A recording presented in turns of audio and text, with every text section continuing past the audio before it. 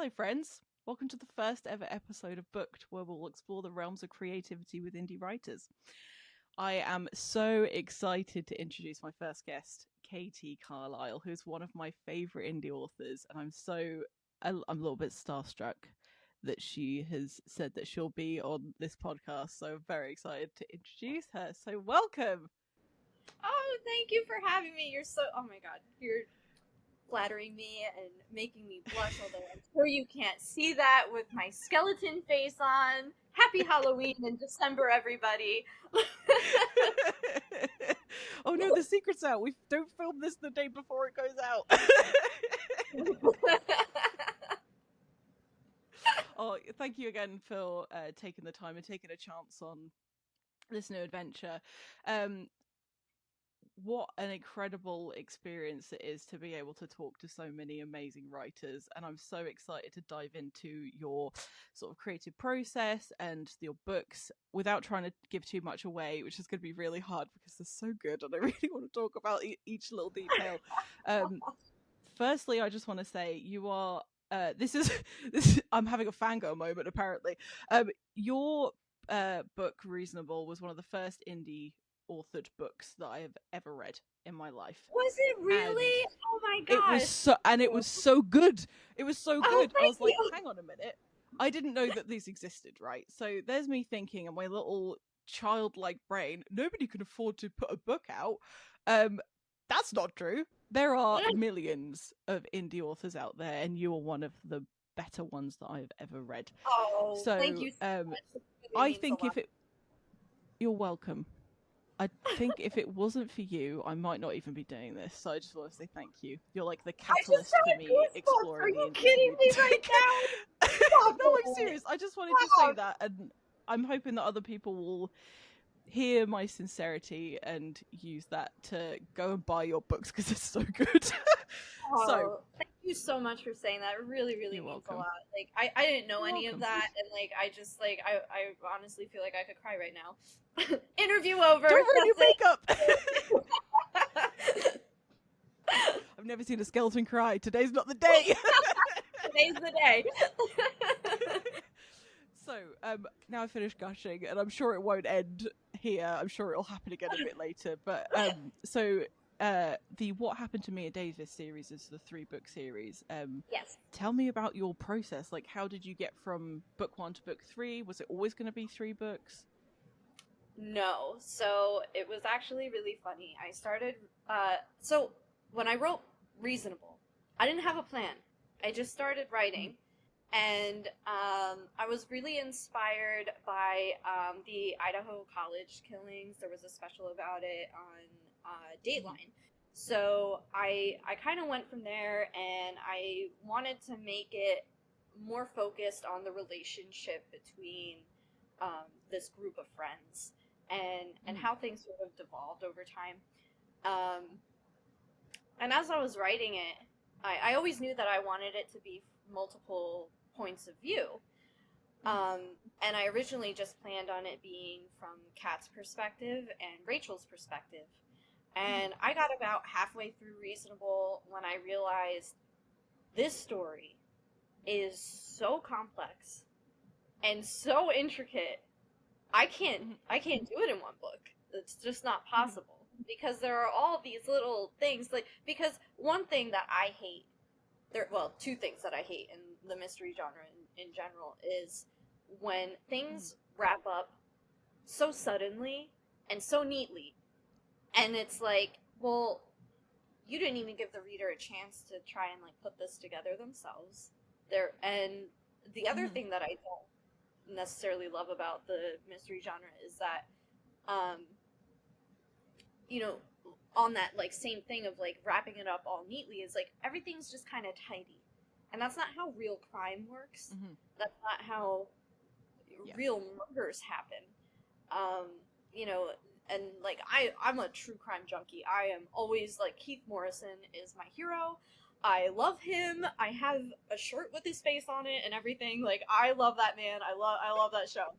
And the thing that I, realized from watching it so much is that these crimes take place over years and years and years of time, and so many red flags that should have been picked up on are just completely missed by circumstance a lot of the time, and just by a like not knowing what to look out for like in the first place.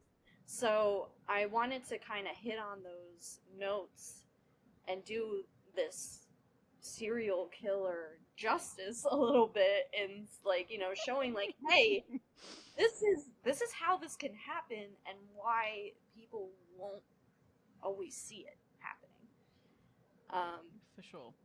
So that's kind of how that evolved over time. So when I got about like halfway through, I was like, well, Reasonable is a big book. I have it right here. It's like thick.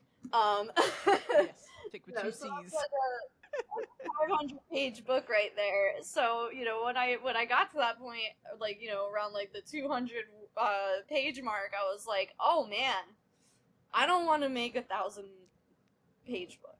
I'm not Stephen King. That book will never get. I mean, not that Reasonable got picked up by anybody. I did try to the query for a very long time, but like, you know, I was like, I'm not gonna delude myself into thinking that this, like, if I went and did the whole thing all at once, that anybody would pick it up and read it.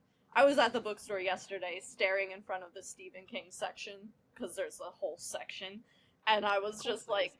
I was like, I'll read Misery because it's a tolerable length. Like, I'm guilty of making those kinds of decisions, you know? I'm looking at these other books that he's got, and I'm like, yeah, I don't have the time for that. That's like a whole lifetime of reading. No, yeah, and I think you did a phenomenal job, honestly. Oh, thank you so much. Thank you. Yeah, and it was funny welcome. because when I did set out to write, I knew I was going to write at least a sequel. But then my good friend, I call her my sister, she was like, are you gonna write from the killer's perspective? And I was like, I hadn't planned on it. And she was like, I really think you should. I would love to know what he's thinking and like how that's all working out. And I was just like, guess I'm writing a third book now. Well, thank you to your sister friend, because it was great. That was a good shout. You so much. Yeah, that one I struggled with a lot because for two reasons. One, I had never written from the male point of view before, and I was very intimidated by that because I didn't think that I would be able to do it, honestly. Okay. And I started to get into it, and I was like, okay, you know what? This is a lot easier than I thought it was going to be. And I was less intimidated by that. But then what started happening was I started to, like, adopt his personality while I was writing. Yeah, really. There were times when the person I was living with at the time would come to the office, and he would, like, try to talk to me, and I would just be like, what? Oh my gosh. Yeah, it was like, he was like, you became like a different person. Like, I could feel it. It wasn't fun to write that book. Every other book I've written has been fun for me, and I look forward to it. And that book, it was like pulling teeth for me to get in front of the desk every day. I mean, I still did it, but it was not enjoyable. I didn't look forward to it. Because I didn't like becoming that person. But I knew that I had to tell the story right. So, in order to put yourself in that place, did you just imagine what it would be like to be a killer? Did you do research? What got you to that point where you were like, oh, this is taking my personality over now? Yeah, I mean, I think it's just like, it's funny because like Anthony, my boyfriend, and we write in the same room. Like, we work on our projects together in the same room all the time now, and it's just like that's such an awesome experience in and of itself. But he tells me, he's like, sometimes I'll like look up at you while you're working, and I just see this like concentration face on, because that's just like a natural, no matter who it is that I'm like, who the perspective is that I'm writing about, I kind of like really try to put myself in their shoes and become that person and try to think their thoughts. So it's like, you know, like you said, you like Heath Ledger. It really is like method acting for me. Like I'm like, you know, putting myself into this character's shoes so I can tell their story. And they talk to me a lot. Like I know that sounds insane, and I tell people that, and they're like, "Oh, so you're schizophrenic, huh?" It's a safe place here. You can be creative and a little bit freaky. We love it. It's all good. I mean, I am literally dressed as a skeleton right now. I think we can all agree that there's something a little off with me. And for those listening on Spotify and not gonna know that, which is even funnier. But no, I mean, I think that. So I tell my boyfriend's son, because he'll always say things like, you know, oh, I'm weird. I'm like, you know what? That's a good thing. Like, all the most creative and wonderful people are a little weird, and I am definitely, I fit that bill 100%.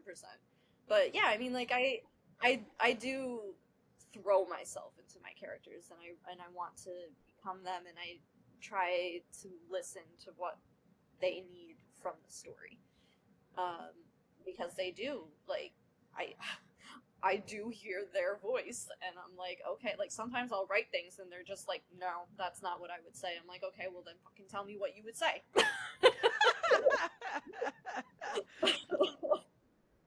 Do you find that they influence you even when you're not thinking about writing? Do they ever knock at the door and they're like, hello, why aren't you thinking about me? Elaine was such a bitch. She was the most I'm not surprised. Yeah, no, for real though. Like in Forget Me Not, when I was writing that book, I barely got any sleep because she was just coming to me at night and she was like, "Hey, hey, hey, hey, hi. I have a thing that I need to tell you about the thing that you're writing, and I know you're trying to sleep right now, but you should pay attention to me right now while you're trying to sleep." And it was that every night. And I was just like, "Can you just shut the fuck up, please? Thank you." That doesn't surprise me one bit, because as I'm reading Elaine, her sort of point of view and about her, I'm like, this bitch. It's like she's just incredibly overbearing. Yes. Oh my god. Yeah, she was very irritating. But you know what's funny is I really enjoyed writing from her perspective, like as irritating as she was, and as completely opposite of a person that she is for me. I really enjoyed writing her story, because she was just so, she's a little feisty, you know, like she's got tons of issues. Don't, I mean, they all do. That whole cast of characters is a hot mess, but they really are. they really are. But no, I enjoyed writing from her perspective. That was a fun book for me. They're like the two books that I'm most proud of are Forget Me Not and I Know What I Saw, which is completely separate from the What Happened to Mia Davis series. But yeah, Forget Me Not was one of the most fun times that I've had while writing because of Elaine. That's cool, and I think I'm sure it's very easy to be able to live vicariously through your characters as well, because when we're creating things, you get to put them in situations that you're like, oh, I wonder if I'd thrive or crumble in this situation. But it's my decision if they do. And it's very exciting because you can kind of build this world around them. And then it's up to you to decide whether or not it goes well. And you can either sort of fall victim to your own, I guess, insecurities and be like, well, they're never going to be able to survive this. Or you can be like, oh no, if I had more confidence, then I'd be able to do it. Yeah. So I've noticed that you write quite fast, and you're able to produce work very, very fast. It might not seem like that, and you obviously put a lot of time and a lot of effort and a lot of work into what you're doing. Does that come naturally to you, or do you have to force yourself to be quite disciplined? Because I am like, I'm going to start this, and I'm like, I left something in the washing machine, so I go wander off and do that, and I'm like, what was I doing? Oh yeah, I was cleaning out the fridge. I struggle with that. How do you do it? Yeah, that's a great question, and it is. I have to be very disciplined, right? So, you know, in addition to me writing books at the pace that I write them, I also own my own business, so I am constant, and I write for a living. So I have to write 8 to 10 web pages or blog posts every single day, and so my reward for doing that, and this is the thing that I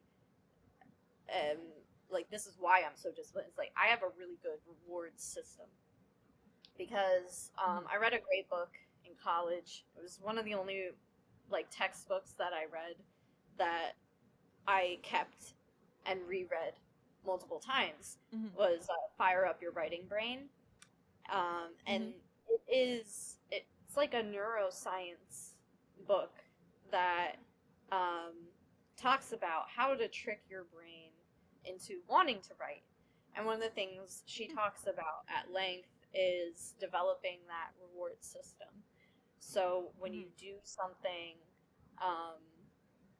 difficult, or you're sitting there and you're doing this writing thing, you have to have a way to reward yourself for doing that and putting in that work, so that it kind of triggers that part of your brain that's like, oh, I actually like to do this, so I should be doing this more.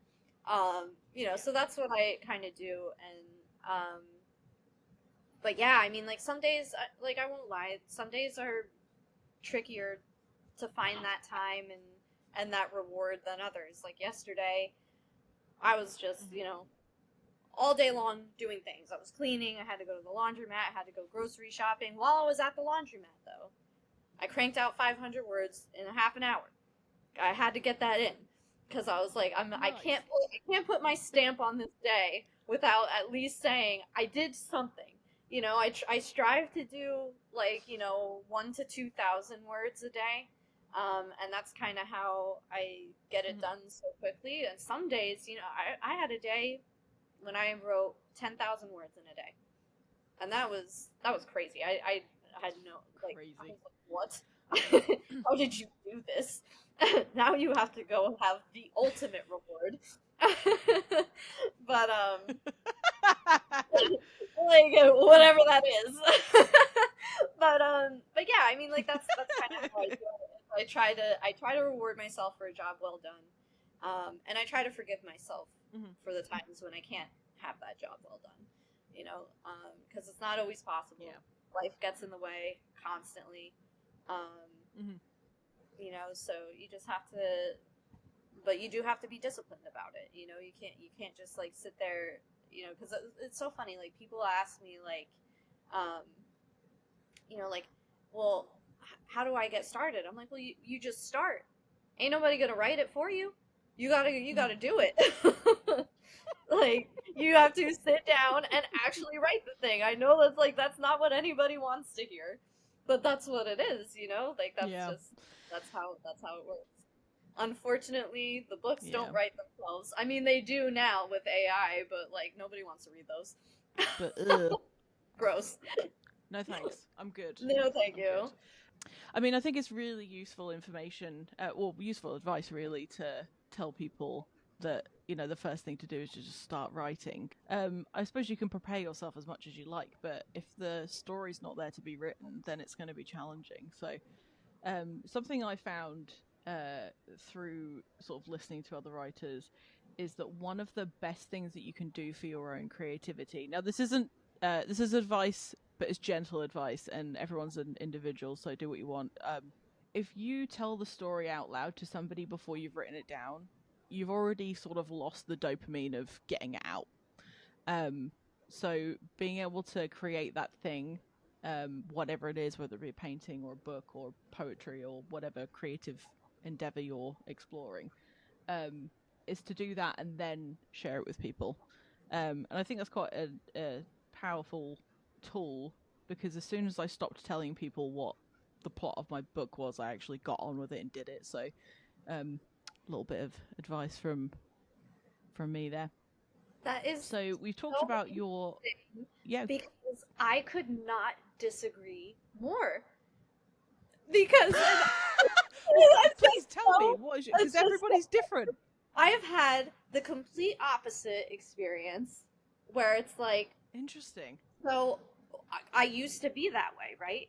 I wouldn't tell anybody Mm-hmm. about my books, and I wouldn't, you know, I just wouldn't like talk about anything about what they were. And I had tried for many, many years to write a book, and I never finished it. And then when I decided to sit down and write Reasonable, I said to myself, do everything the opposite of how you've been doing it. Just try something different. Mm-hmm. So I started to talk about it, and I didn't shut up about it. Mm-hmm. And talking about it made me feel like, well, now you said it to somebody, and now you have to be held accountable to that person. Because if you tell them this thing that you're working on, and then you don't deliver it, because I'm the kind of person, like, when I say I'm going to do something, I do it. And then if I don't, I feel really bad about myself. So that was kind of like the motivation for doing it. So now, every time I have, like, right now, I'm working on a book, and I talked about it in such excruciating detail with Anthony before I even got started on it, and like the two of us kind of worked out the entire plot from beginning to end. And every single day when I get done with writing, I go to him and I read what I wrote out loud to him, and he gives me feedback on it in real time as I'm writing it. And I love that. It makes it like, it gives me something to look forward to. And that's like, going back to that reward system, that's one of my like biggest rewards is like, I know that if I write today, I'm gonna get to share this with Anthony, and he's gonna be like, this is the best fucking thing ever, and I'm gonna get that dopamine hit of like, I'm good. Oh, I love that. Yeah, Well, that just goes to show how individual everybody is, because what works for you is completely different as to what works for me. And I can't handle the guilt of not being able to achieve stuff, which is why I don't like telling people what I'm doing. Although I'm sharing the sort of website progression and like what's been going on with the podcast. The only reason I'm doing that is so that people can see that I'm actually doing something with it, and I'm not just like all mouth and no trousers. But in terms of like my creative stuff, I'm now keeping it really, really close to me because of the embarrassment of not having the motivation to do it every single day. Because I don't get joy from that at all. So yeah, it's fascinating. And that's why I prefaced it with, I'm not in charge of you and everyone's different.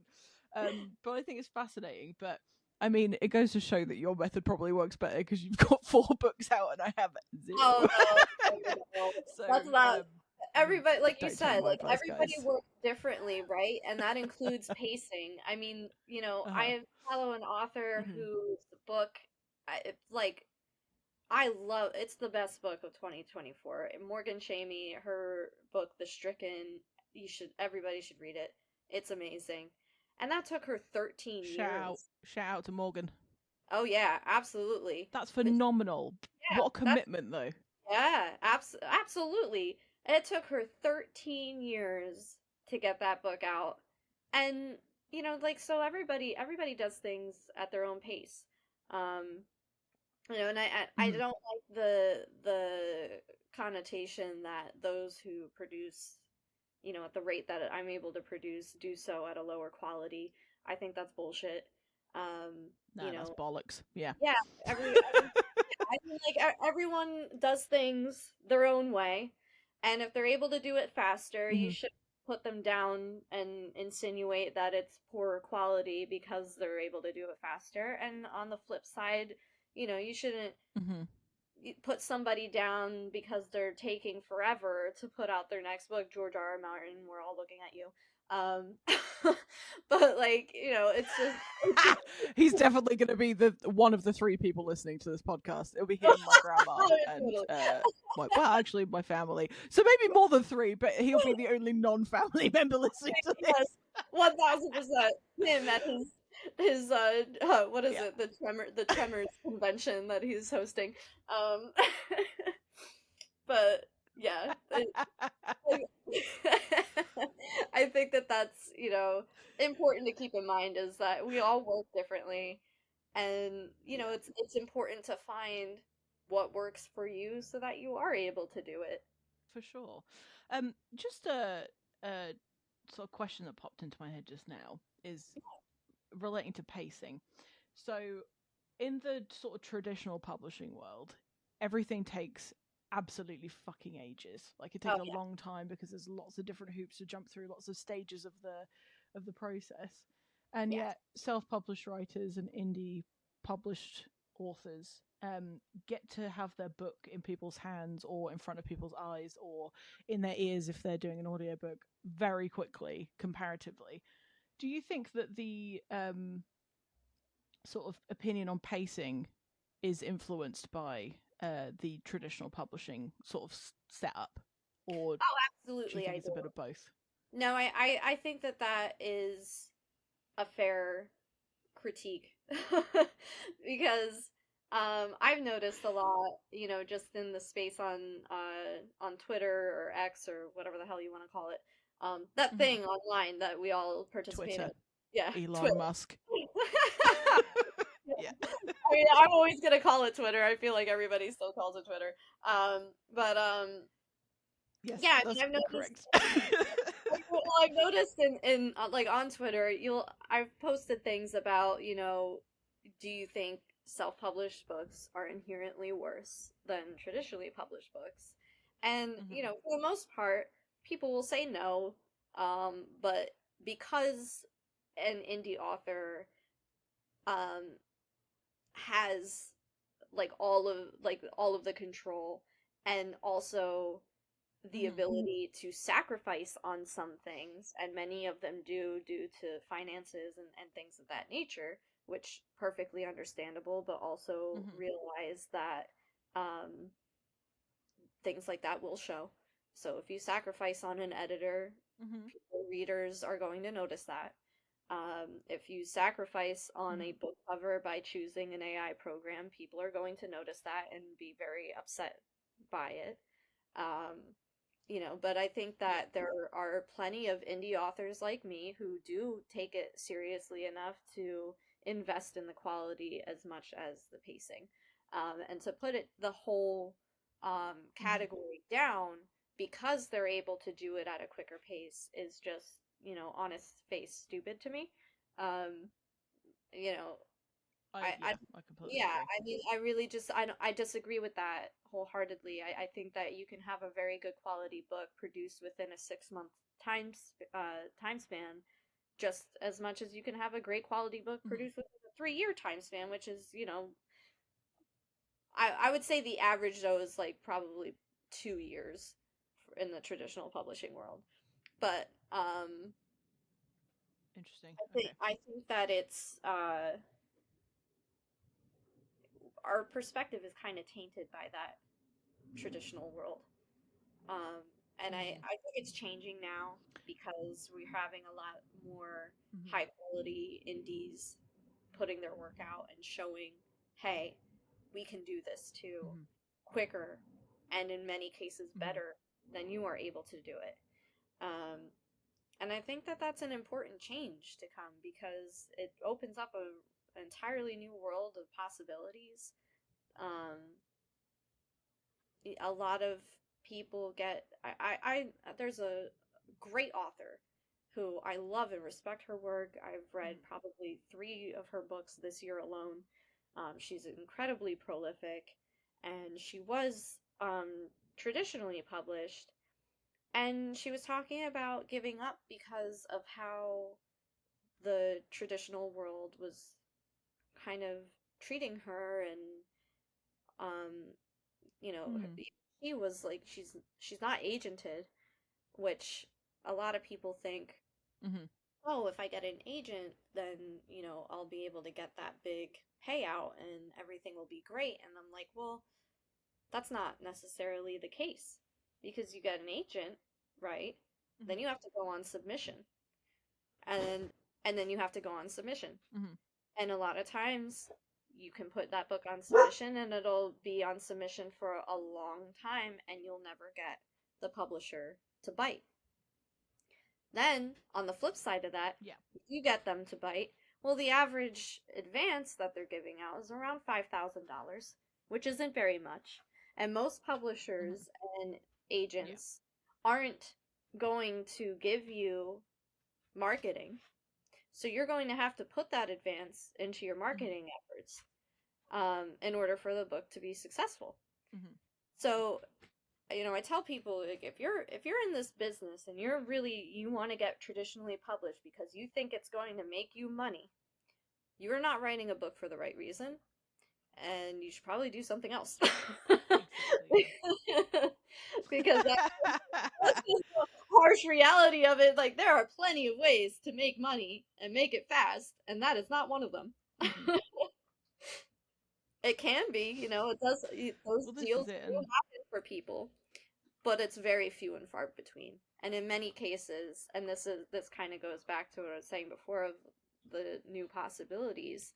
You know, you have to already be established in that world for that to be the case. Whereas an indie author can be far more successful and make a decent living off of their work just by having that quicker pace and producing more work to be consumed. So, you know, quantity over a larger span of time is going to ultimately pay out more than the off chance that you get to be the next Stephen King. So that's just my kind of 2 cents on the whole thing. And that's coming from someone, because I was a literary agent in training. I was offered the job, but I was not able to accept it. Yeah. I wasn't able to accept the position. It was kind of a blessing in disguise because that agency did end up closing shop. It was very sad because they were very prominent. They were in the business for over 50 years. And what happened was, frankly, very disgusting.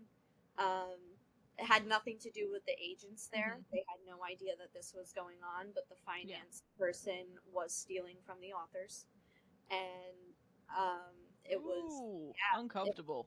Yes, it was very uncomfortable, and I felt really bad. But I was actually glad to see that the lead agent from that agency did find a new home, and he's doing great. I still keep in touch with him. He's an amazing person. Oh, fantastic. Yeah. So, like, no bad blood there at all between me and the agents, but that is what happened. And so that kind of opened my eyes too. Is like, you know, this industry isn't perfect. And the processes aren't perfect, and you know, you're placing your a lot of trust into people that, beyond the agent, that you may or may not ever interact with, that may not have your best interests at heart. So it's important to be careful, you know, and that's certainly not to say like you shouldn't go into traditional publishing. I'm not saying that at all, but I think that there is something to be said for this movement of indie artists taking over and showing people that we can do it, and we can do it really well. And in some cases, we can do it better. Oh, 100%. And I think such a large chunk of the traditional route is chance and who do you know and what's trending at the moment. Because it can take such a long time to produce your work. All of a sudden, the trend's gone. So, you know, it's massive, well, very, very challenging for a lot of people.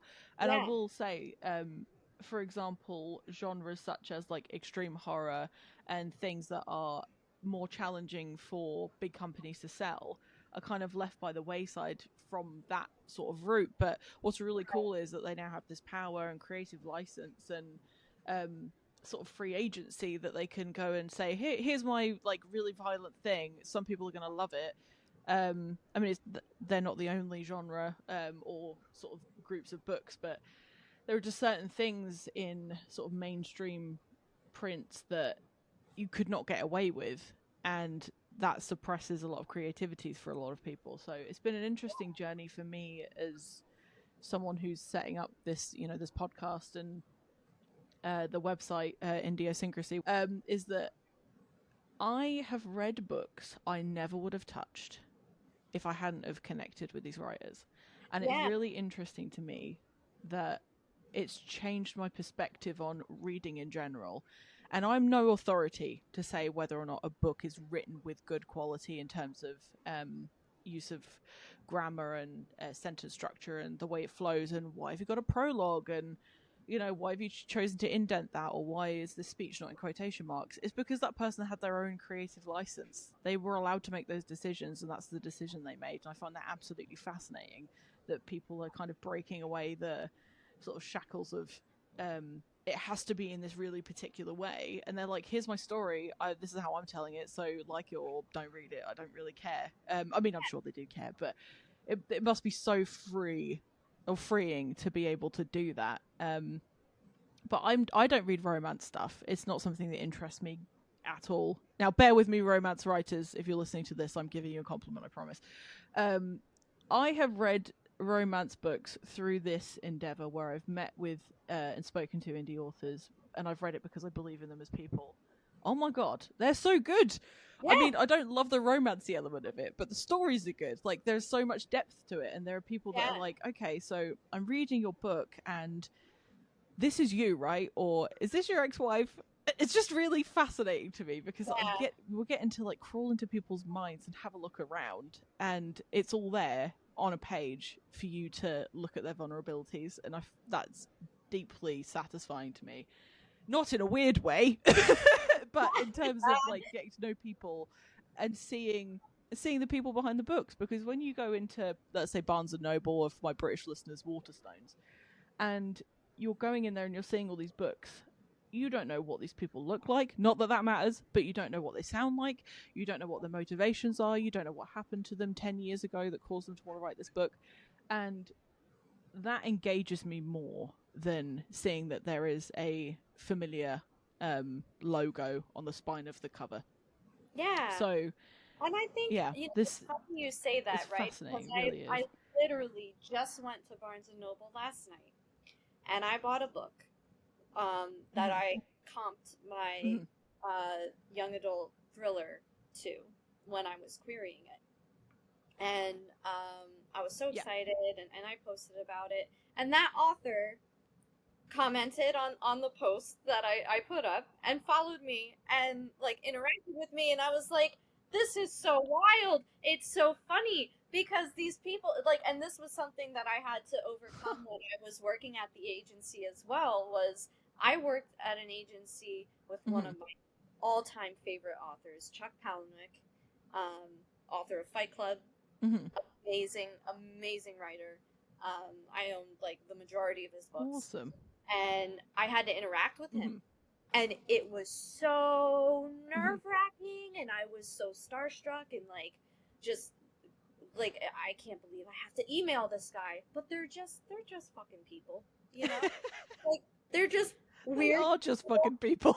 Dressed in skeleton makeup. No, they're just weird fucking people who decided to do the same thing that I decided to do, and they wrote a book, and theirs got on the bookshelf in Barnes and Noble, and like, more power to them. That's amazing.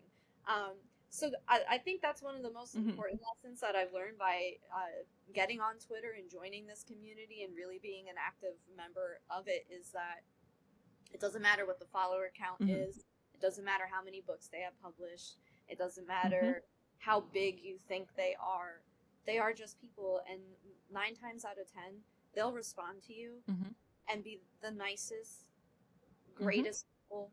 So, like, take that chance and talk to them. I mean, I did on several occasions, and I've had a few great, like, best-selling authors. Like, Morgan Shamey, the one that I was just talking about, she was on the cover of Publishers Weekly for, like, I don't know, something crazy, and she was, like, the top-selling young adult author on Barnes & Noble for however many weeks in a row. It was insane.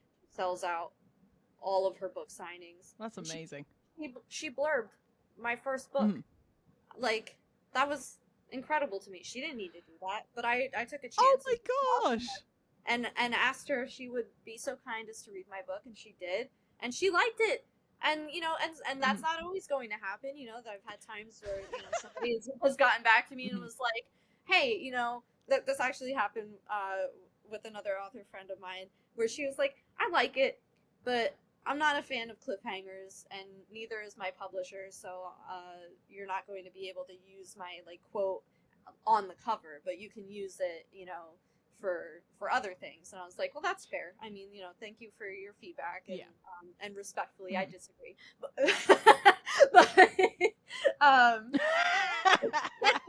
no, no, but it's just like, it's one of those things where like you get so in your head about it, and like, oh, these people are so big and everything, and like there's no way they would respond to little old me, but they can, and they will. You just need to know how to approach them and do so kindly and respectfully and with good intentions, and they'll recognize that. Oh, for sure. And I think something that has kind of resonated with me throughout this process of getting to know people and speaking with writers is that nobody's in competition with one another. And that's one of the really cool things, is that your success has no bearing on somebody else's success. So if you do well, everybody else does well. If we lift each other up and we're supportive and we're kind and we shout about how good things are and the things we like about what each other is doing, or say nothing if it's negative, because there's no point, because opinions of books and writing are very subjective. I'm sure there will be a later episode where I dog on reviews. But yeah, there's just no need to be anything but kind and supportive or silent. So yeah, that's what makes the writing community, I think, especially the indie writing community, so fantastic and welcoming, is that we're all literally on the same team working towards the same goal, and that's to write a story or put together a piece of work that someone on this planet will enjoy, even if it's one person. It's such a fantastic experience to be able to get to talk to people like yourself. And if you'd have told me that I'd be sat here speaking to the person whose book changed my mind totally on indie writers, I'd be like, you're a fucking liar. So this has been very exciting, and it's not over. Daphne, again, you gave me goosebumps. Like, stop it. Way too much credit. Way too much credit. It's not. It's just a fact, and it's you just watch. If I say that again to anyone else, you'll know I'm lying. No, I'm not lying. It's the thing is, I think credit where credit's due, and I never thought I would be doing anything like this. And I said it earlier, I'm no authority as to what is good and what is bad, but I can tell you my experience and what I enjoy, and you can choose to take that or not. We've done a lot of talking about processes in the community and your first sort of series of books. What I really, really want to touch on before the end of this episode is I Know What I Saw. You sent me a copy of this book, and it's not out until January. Right. It was so good. It was so good. I was reading it and I was like, okay, Bigfoot, what's going on here? And as I'm going through it, and I was like, hang on a minute, she's doing something here. And it was just it's such a fantastic progression, and you fit so much detail and backstory and points of view into one book. And I was surprised. Well, I shouldn't have been surprised because I know how good of a writer you are, but I was surprised at how well put together the whole story was, and I didn't feel like there was anything missing. How the hell did you come up with the plot? Because it's baffled me. God. Yeah. Okay. So this story is so near and dear to my heart. This is the book I am most proud of writing. It's my favorite thing that I've ever written. Period. And I've written so many things. That's nice. But this book, I mean, like, I'm getting like choked up because like this is how much I just adore this story. This is me in a book. Aww. So I came up with this idea because I was living in Vermont, and one of the first things that I noticed living in that area was all of the Sasquatch statues and Sasquatch crossing signs. And I was like, what the fuck is going on in this part of the country? And I'm like, are they for real? That's crazy. Let me tell you, they are for real. So I just found it so fascinating that was such a big part of the culture in that area. So much so, in fact, that in New York, in Whitehall, where this story takes place, it's a real town. The Sasquatch Festival is a real thing that takes place every September. No way, I want to go. It's huge. It like that town is, like 3,000 people. They draw probably like 10,000, a crowd of 10,000 or something. Like it's crazy. Like people come from all over just to go to that. Yeah, just to go to that festival. It's a really big deal. And the Sasquatch Museum, that's a real place. And that is when I was driving from Vermont down to New Jersey to visit family, I passed through Whitehall every single time. And every single time I passed through, I just said to myself, this would be such an interesting town to write about and have a story in. And that was kind of where the idea began. And I started to think of a plot around writing from the perspective of a dead girl who was trying to solve her own murder from beyond because it appeared to have been caused by a Sasquatch, but she knows that, there are some people who could have actually done this. And then that evolved over time to be what it is today, where the main character was not murdered. But, the theme of, like, people being killed in her town under suspicious circumstances that could either point to a brutal, monster attack or a brutal monster, of a human murdering people, that those themes remain the same. So I know what I saw is a book about a girl named Eliza who witnessed an older girl in her town being brutally murdered in the woods one night by what she truly believes was a Sasquatch. And she witnessed this in the woods with another classmate of hers who is a bit of an outcast because his parents own the Sasquatch Museum. And he totally believes in cryptids and isn't shy to tell anybody about it. And popular girl Eliza gets kind of caught up in the chaos of what they saw.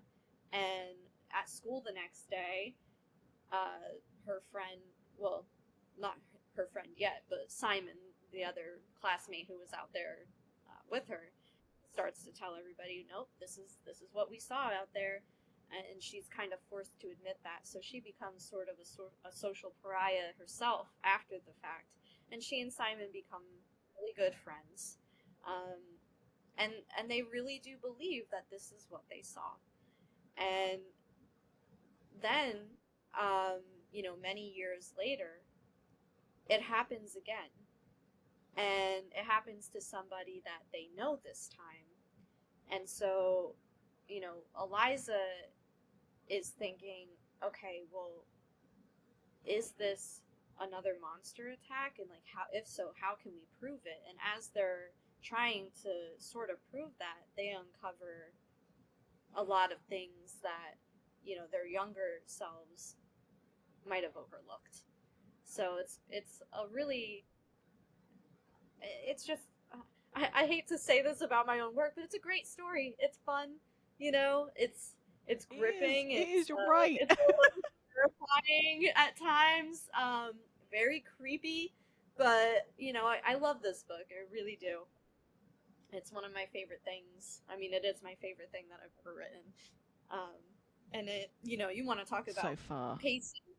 This thing poured out of me, and I wrote the first draft in 17 days, and then I took another, 3 days to edit it. Yeah, and that's where we are now. So 20 days from start to finish, and that was done. So what you're telling me is you shit gold. Basically, no. Seems that way. Oh my god, Oh, it's that's phenomenal, really funny. honestly. No, I do But I love that suppose book a lot though. It was the most fun I've had while writing. And it just poured right out of me. it took 20 days to create it, well, to manifest it in this tangible form. But you've been thinking Yeah. about it for a really long time. So, Yes. how Yes. much I mean, I know you had this sort of idea of what it was going to look like before, and then it kind of changed. But you must have been Yeah. plotting this for a really long time in the back of your mind, right? Well, yeah, it was always one of those. So I had this idea while I was writing my other book series, and I Mm-hmm. said to myself, "You can't start this book until you're done with the trilogy."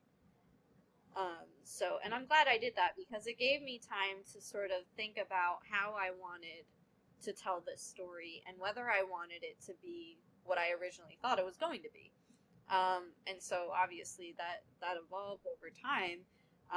And so it stayed in the back of my mind for almost a year before I actually sat down to write it. Um, and then when I did, I realized what it was actually going to be. Um, and honestly, like that part of like figuring out what the real plot was going to be for that story happened while a lot of times I would be like watching TV just passively to like have something to semi focus on, but really I was sitting there and I wasn't even paying attention to what it was I was watching. I was just like thinking really hard and like trying to figure out what this was going to be. And then so once I figured that part out, I just like talked about it out loud from beginning to end. I plotted it out from beginning to end. I wrote like a 3,000 word outline for what it was going to be. And then I just started writing it, and it just it flew right out of me. And like a similar thing is happening to me now with a new book that I'm working on that I hope to have out in the spring. um, and this one, the idea came to me while I was flying. I hate flying. It's like I hate being in an Oh, me airplane. It too. is the worst. It is the absolute worst. So naturally, while I was flying in the airplane, I thought of a plot for a book that was Final Destination esque. Um, so I came up with idea of a Final Destination meets you type story, and I create another like 3,000 word outline, and it's pouring out of me. So Oh, this that's so one, cool. yeah, this one's another one that I've been working on it like probably. I save every single draft that I write at the end of the day as that like date, so I have every iteration of the book that I have worked on. Um, yeah, well, what happened was when I was working on Forget Me Not, one day my files got corrupted and I lost 2,000 words of progress. And I Oh, I that's didn't made know me feel what a to bit do. sick. Oh, you want to talk about sick? I cried all night. I cried all day the next day. I almost gave up writing after that. I really did. I was very close to just like not doing it because I was so upset. I was so upset. So ever since that happened, I save all of my drafts in 3 different places. Hmm. Um, I have the Nice. core version that I work in, and then I save it as the date on my actual computer, and then I save it in my Google Drive as well. So it's in the cloud. But yeah, so I A learned my lesson lesson the well hard learned. way. Anybody listening to this, do yourself a favor and save it like in at least 3 different ways, because you never know when something like that is going to happen to you, and you are just going to hate your life. You are going to hate it. Um, but yeah, I know that I've only been working on this book for about like 14 days, and I'm about a third of the way through it, so I'm really, really excited about that. Um, Oh, that's so cool. yeah, that one's gonna be fun. Very excited to read it. Ooh, Anthony loves it. He has to, though. He's biased. Don't listen to that man. Good. He's going to be the litmus test. What, sorry? I said he has to believe that. He's biased as hell, so don't listen to him.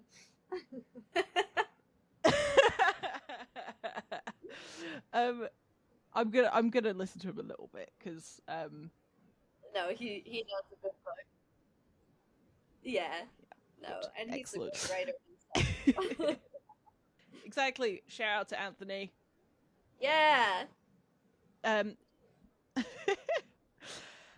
so you have a wealth of experience in a lot of different areas of the sort of writing world, both sort of writing for your work and writing your own books, and also being on the sort of agent side of things. What's a piece of advice that you can give to existing or even new writers that you wish you'd have just done the first time around? I would say to prepare as much as you can for that rejection. And I thought that I had, right? Because I'm not delusional. I'm not sitting here thinking like, "Oh, I'm just like this is going to be so easy. I'm a great writer." Like I know I'm a great writer. I have a lot of confidence in my craft.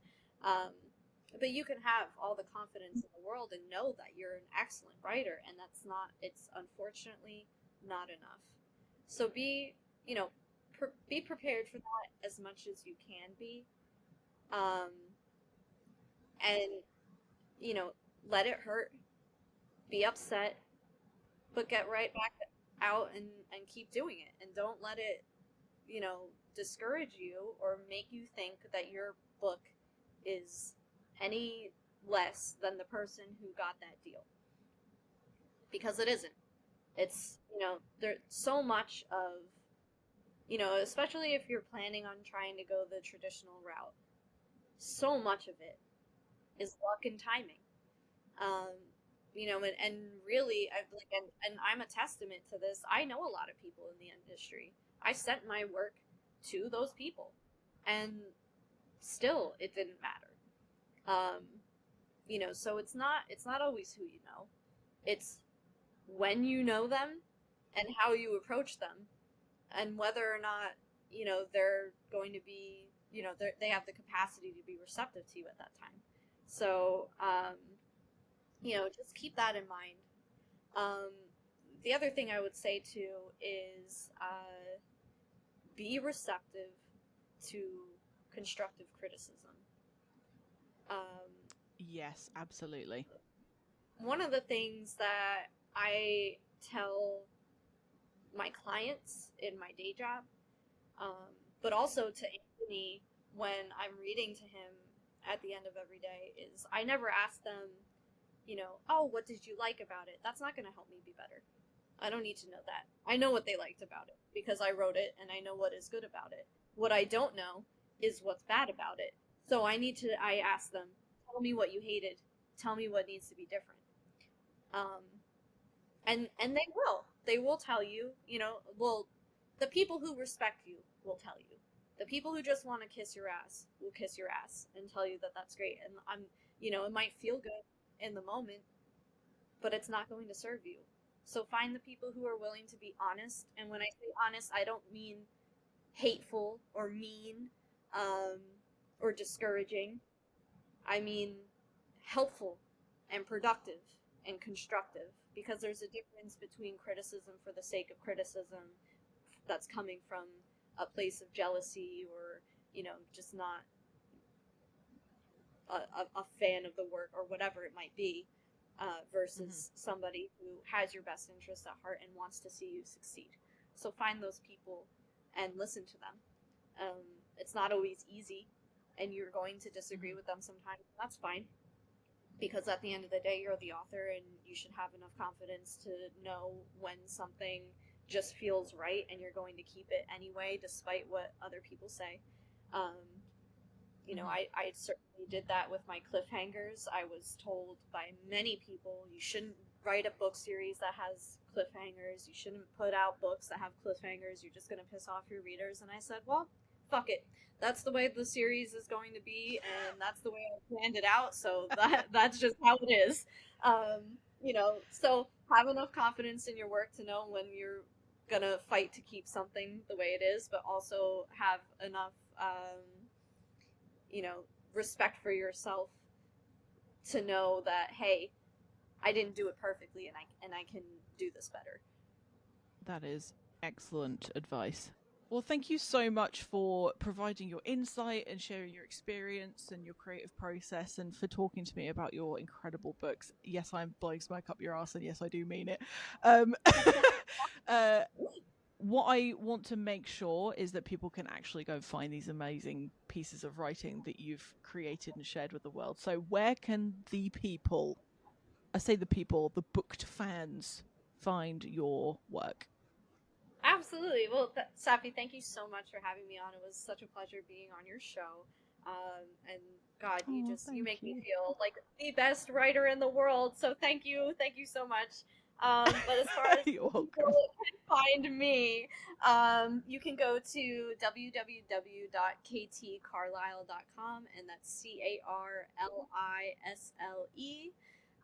You can also follow me on Twitter at KT_Carlisle. I'm also doing a podcast with my boyfriend Anthony. It's called Our Relationship with Writing. That's just a show about writing, the process, whether you want to do it self-published or going the traditional route. We talk about all those sorts of things.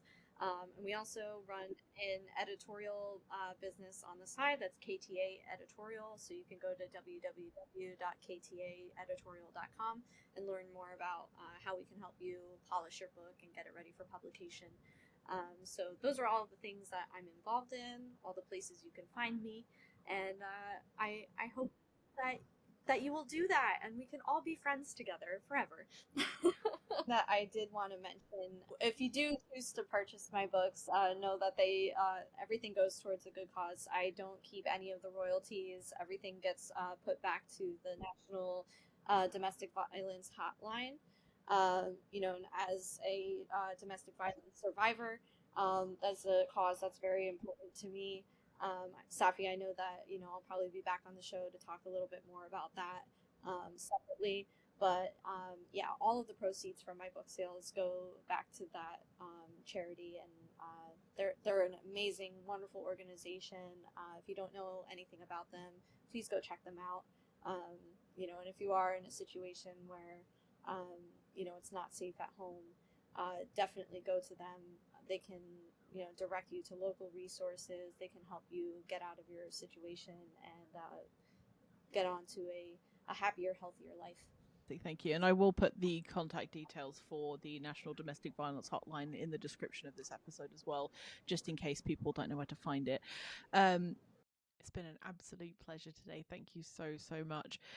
Just for everyone listening, Indiosyncrasy.com will be going live on the 1st of January 2025, so you can catch KT Carlisle's author feature on there as well. Thank you so much for listening. Goodbye.